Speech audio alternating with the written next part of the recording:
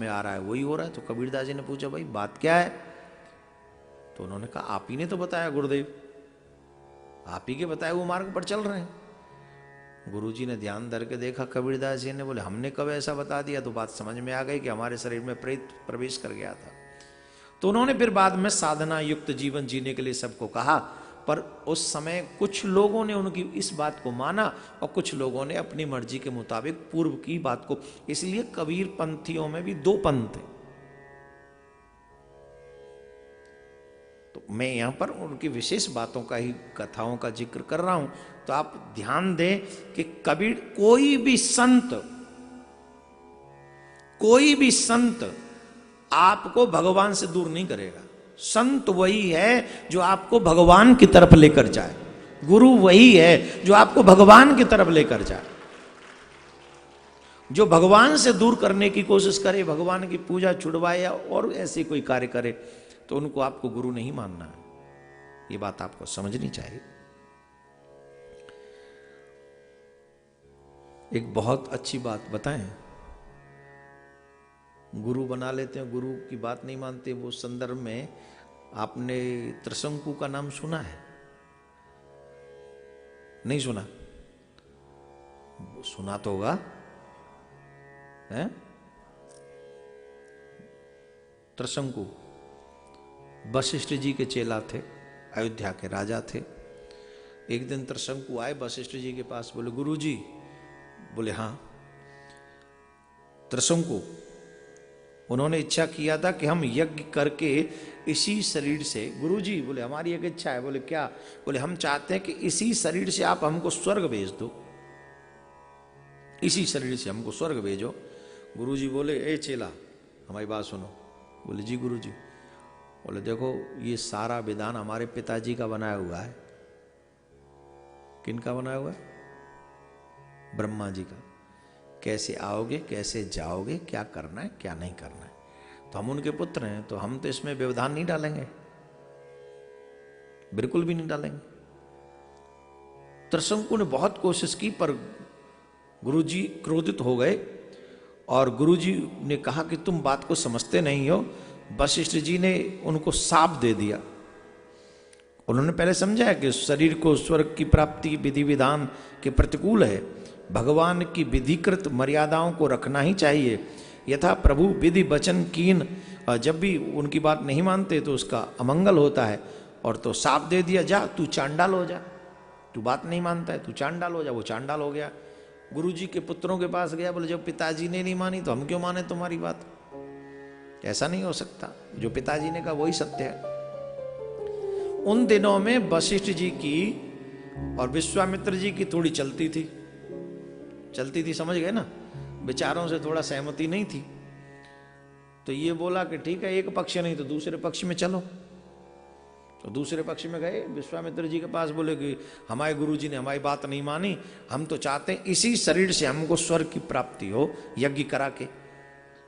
विश्वामित्र जी चाहते ही थे कि एक मौका मिले, तो थोड़ा चांस मिले तो कुछ किया जाए जिससे अपन की सरकार बन सके। तो उन्होंने कहा जरूर अवश्य होगा, तुमको इसी शरीर से भेज देंगे। कई बार होता है ना कि हम लोग अपना संशय प्रकट करते हैं, वो हमारे गुरुजी हैं और हमारी बात नहीं सुनते हैं, या हमें उतना आदर नहीं देते हैं, या कई बार ऐसा प्रसंग भी हमारे सामने उपस्थित हुआ है कि हमारे गुरुजी का ये है तो हम आपको गुरु बनाना चाहते हैं। तो ये प्रकरण भी आप समझें कहां है, आपके सामने यही प्रकरण चल रहा है, आप इसको सीख लें। तो विश्वामित्र जी ने एक्सेप्ट कर लिया कि चलो हम तुम्हें शरीर से ही स्वर्ग भेज देते हैं। तो जब शरीर से स्वर्ग भेजने लगे और स्वर्ग पहुंच गए, त्रिशंकु स्वर्ग पहुंच गए, तो देवराज इंद्र ने धक्का दे के भगा दिया। कहां गया तू? ऐसे शरीर से कोई यहां आते? धक्का दिया ऊपर से और नीचे की तरफ, और नीचे की तरफ जब आ रहा था तो उसने शोर मचाया, गुरुजी बचाओ, गुरुजी बचाओ। कौन से गुरुजी? हैं? सेकंड वाले गुरुजी, विश्वामित्र जी वाले, वो चांस वाले। बोले गुरुजी बचाओ, तो उन्होंने वहीं रोक दिया, वहीं रुक जा। तो बीच में ही रुक गया वो। अच्छा, ऊपर से गिरेगा आदमी, कैसे गिरेगा? ऐसे तो आएगा नहीं, सर तो नीचे था, पैर ऊपर थे, तो ऐसे आ रहा था। तो गुरुजी ने ऐसे रोक दिया, रुक जा, तो रुक गया। विश्वामित्र जी का तपस्या का फल, पावर तो था ही ना तपस्या का, तो रुक गया। तो इंद्र से कहा, इंद्र, विश्वामित्र जी ने, ये स्वर्ग ही जाएगा। बोले स्वर्ग तो नहीं जाएगा, शरीर से स्वर्ग नहीं जाएगा। अच्छा, तो हम इसके लिए दूसरे स्वर्ग का निर्माण कर देंगे। और दूसरे स्वर्ग का निर्माण शुरू कर दिया विश्वामित्र जी ने अपनी तपस्या के प्रभाव से। तो देवताओं ने जाके कहा, क्यों प्रभु, एक के चक्कर में पूरी व्यवस्था बिगाड़ रहे हो आप। थोड़ी सी जाके जी हजूरी कर दी विश्वामित्र जी की, तो मामला सेटल हो गया। और विश्वामित्र जी ने उनको फिर ऐसा ही लटका का लटका छोड़ दिया। आज भी त्रिशंकु लटका हुआ है, आज भी। तो ये जो बात मैं बताने जा रहा हूं वो बहुत महत्वपूर्ण है।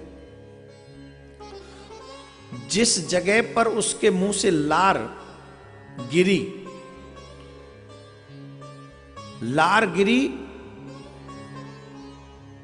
उस जगह पर, उस देश का नाम है मगह। कहते हैं कि यहां मरने से सदगति नहीं होती, उस जगह का मगह नाम है। और उस जगह पर अगर कोई मर जाए प्राणी, तो उसको कभी सदगति प्राप्त नहीं होती। और यह गुरुद्रोह का फल है, क्योंकि विश्वामित्र वशिष्ठ जी के अगेंस्ट गए थे, तो गुरुद्रोह हुआ। गुरुद्रोह हुआ तो स्थिति ये हो गई कि बीच में लटक गए। बीच में लटक गए तो कल्याण हुआ ही नहीं। और जब कल्याण हुआ नहीं, तो महाराज उसका फल ये हुआ कि उसका पसीना और उसकी लार जिस नदी में गिरी, वह कर्मनाशा नदी कहलाई गई। क्या कही? कोई भी व्यक्ति अगर उस नदी में स्नान कर ले, तो सारे जीवन के सुकृत नष्ट हो जाता। उसका नाम ही है कर्मनाशा, अच्छे कर्मों का नाश कर देती है। और अगर वहां कोई प्राण निकल जाए, तो उसका फिर कोई कुछ हो ही नहीं सकता, उसका तो अधोगति होने वाली।